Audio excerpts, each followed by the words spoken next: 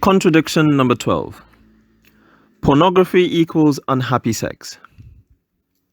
I had a real surprise when I learned that family values are actually upheld in PSHE lessons in schools in the UK, and in particular the value of relationships. As part of these lessons, children are taught that love and loyalty are very important, that cheating on your partner is wrong, and other conventional principles.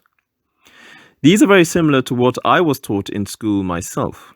Yet, no sooner had these lessons ended did we turn on our computers at lunchtimes and after school to watch pornography and chat quite casually with each other about women in porn videos. As I said in the introduction, morals and values are forged by media and entertainment, not in the classroom, or church or the family discussions or whatever.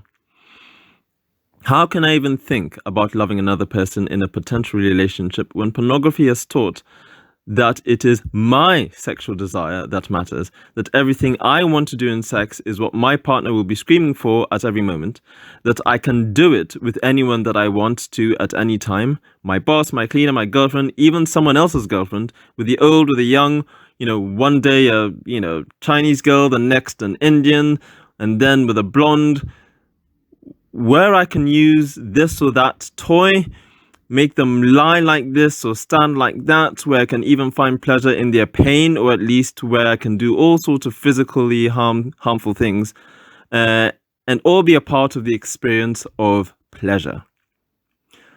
Pornography sells sex as a product, something that helps us fantasize, masturbate, and even act out.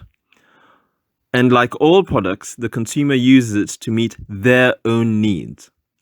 The porn website asks, what do you want to watch? What do you fancy? I have it. What has any of this to do with love and relationships? What has this to do with the other person's needs? Furthermore, our fantasies soon become boring and our need for excitement shifts with almost every exposure. We may therefore find ourselves constantly needing more bizarre and more extreme content to be excited. Remember, most of us start off watching this stuff before we're even teenagers. So the question I ask my parents, my teachers, and the elites in my society is this: what do you want us to believe about sex and relationships? If the answer is what we are taught in school and in our homes, then how have our elites been so silent on the issue of freely accessible pornography and the vile content on it, which is accessible at such an early age? All they say is that pornography is an expression of our freedom of expression. Have they seen what's on the screens lately? Have they seen how bizarre and unhealthy it has become? Morally unhealthy. Almost anything that can be done with or to any sort of orifice on a human body has been enacted for our entertainment. Remember David Hume in the introduction. The weakest impression is always stronger than the most vivid idea. We will be more prone to learn about sex by what we see than whatever abstract principles we are taught in schools or by our parents or wherever. The contradiction is this: pornography, or at least much of pornographic content today, sends messages that are incompatible with the values of healthy relationships and love. The main message in pornography is this: do whatever you want, at whatever cost, at any time you want, and with the other person, and they will like it.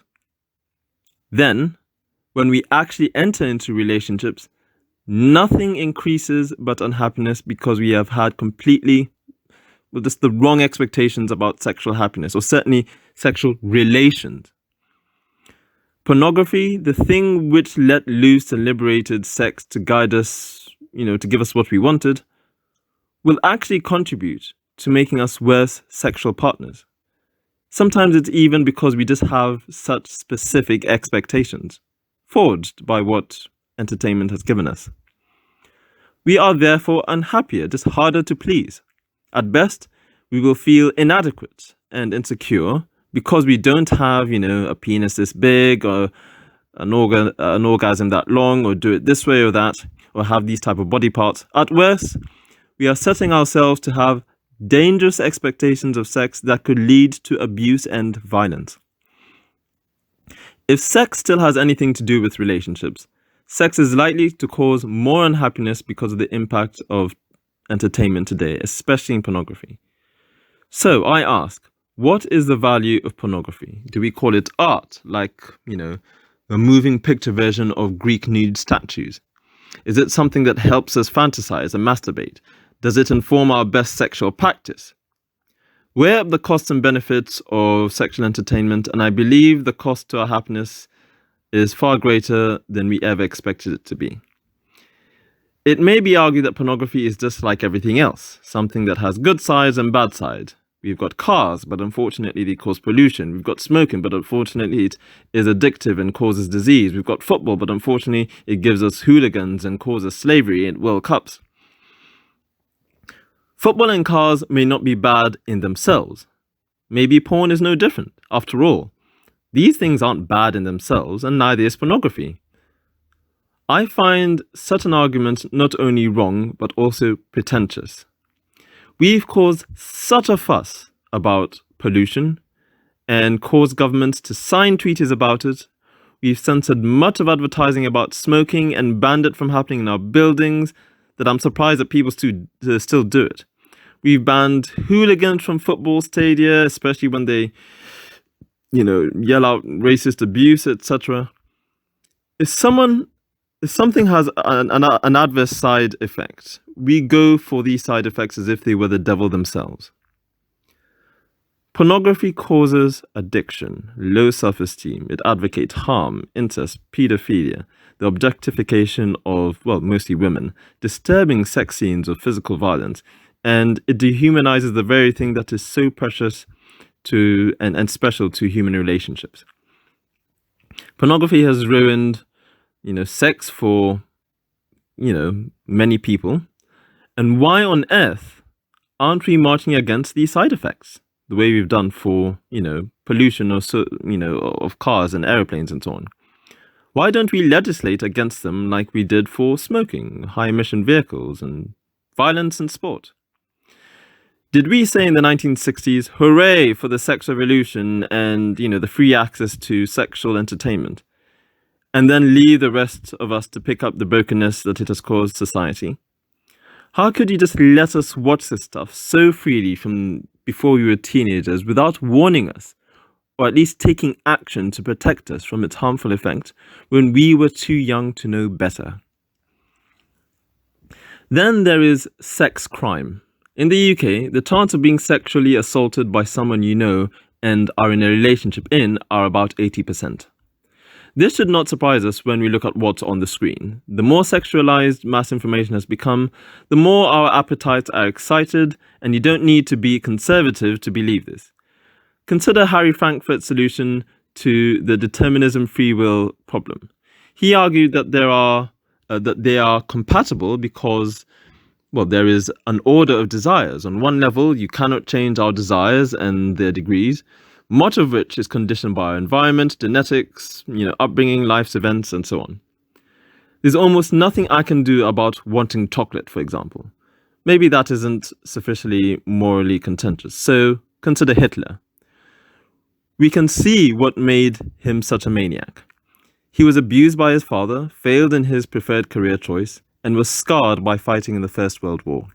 However, we still hold him responsible because, on another level, he had a will that could decide whether to act on his desires. I don't have a choice over whether I want chocolate, but I do have a will about what to do about that wanting. In other words, we are free to choose what we do with our desires, but we don't really have a choice in feeling them. This still allows us to be responsible for our actions while explaining why we can act on them. Nevertheless, as Aristotle argued, if we can have the will to change our habits, we can actually change our nature. Acting against our desires abates them, and acting from our desires empowers them.